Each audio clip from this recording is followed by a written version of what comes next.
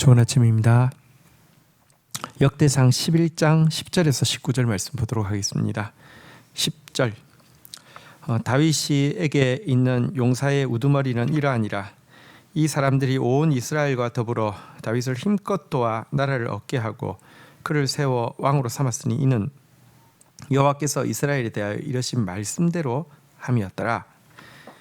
자, 이제 본문에는요, 다윗이 이스라엘의 통합 왕이 되기까지 그를 도운 정말 신실하고 용맹한 용사들의 이름을 나열하고 있는 장입니다.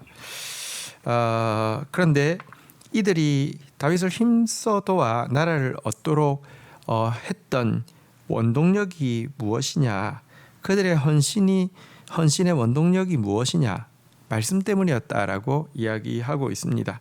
하나님이 말씀하시기를 사울 대신에 다윗을 왕으로 세우겠다라고 하신 그 말씀이 그들로 하여금 생명을 걸고 다윗을 옹이하게 하는, 보호하게 하는, 지지하게 하는, 뒤따르게 하는 원동력이 되었다, 이렇게 이야기하고 있습니다.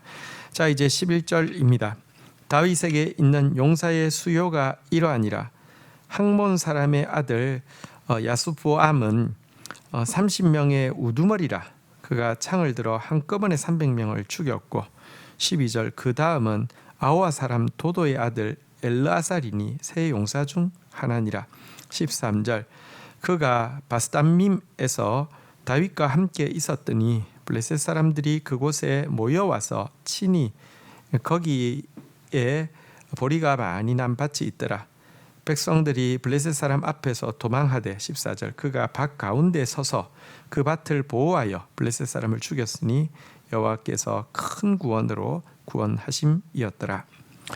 자, 다윗의 용사들 중에서 가장 뛰어난 30인의 용사를 이제 소개하려고 하는데요. 제일 먼저 11절부터 14절까지는 이 용사들 중에서 가장 뛰어난 최고로 꼽는 용사 3명에 대해서 소개하고 있고요. 그 중에 2명의 업적에 대해서 기록을 하고 있습니다.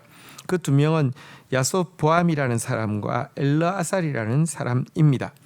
이 두 사람의 특징이 있습니다. 사실 이름 잘 못 들어본 사람이잖아요. 이들의 공통된 특징은 아주 좋은 혈통을 가졌던 것도 아니고 다윗의 군대에서 높은 지위까지 올랐던 사람도 아닙니다.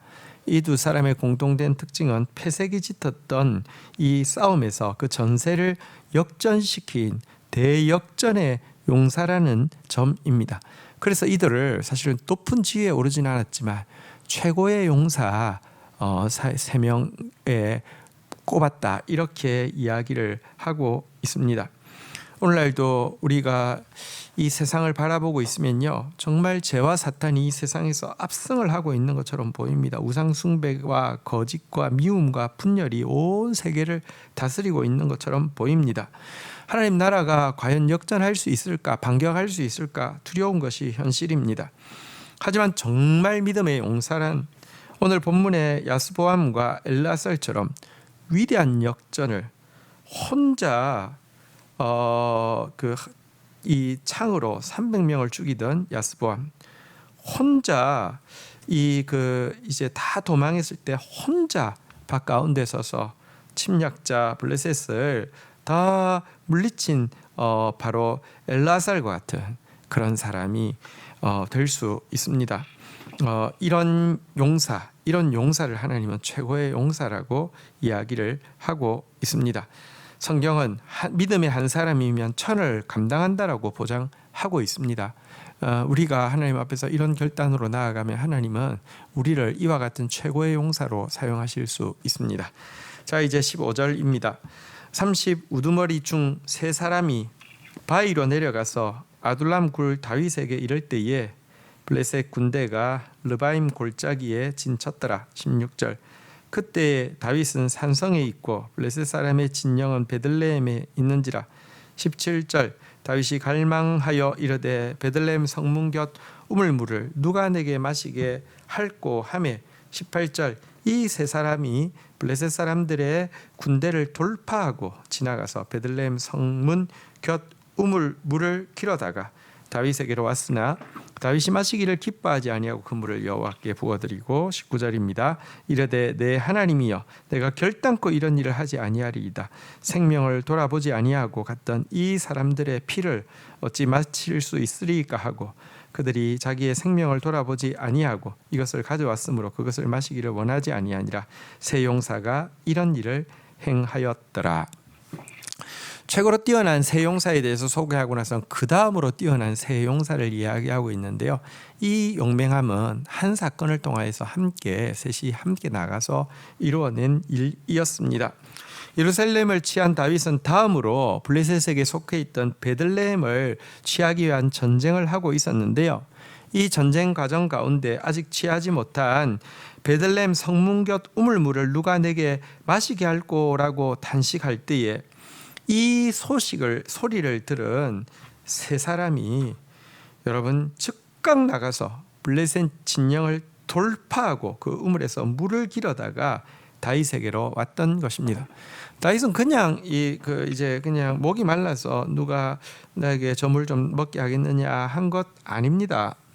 사실 여러분 베들레헴은 그의 고향이자 장차 메시아께서 탄생하실 정말 반드시 점령되어야 될 장소인데 아직 점령되지 못한 것에 대한 영적인 갈증이 있었기 때문에 이와 같은 탄식을 했던 것인데요.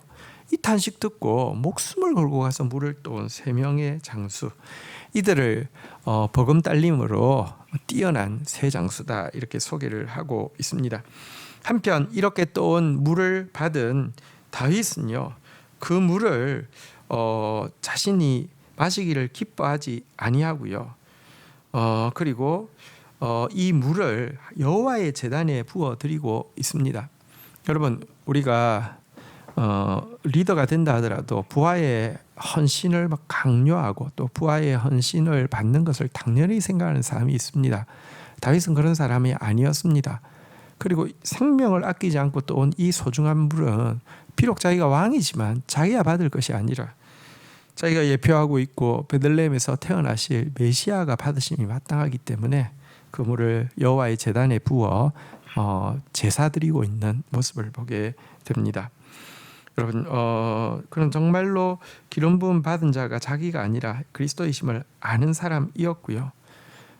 정말 생명을 바친 이 수고, 이 헌신은 자기가 받아서 되는 것이 아니라 하나님이 받아야 된다는 이런 마음이 있었습니다. 그렇기 때문에 하나님이 다윗을 귀하게 쓰신 것이고요.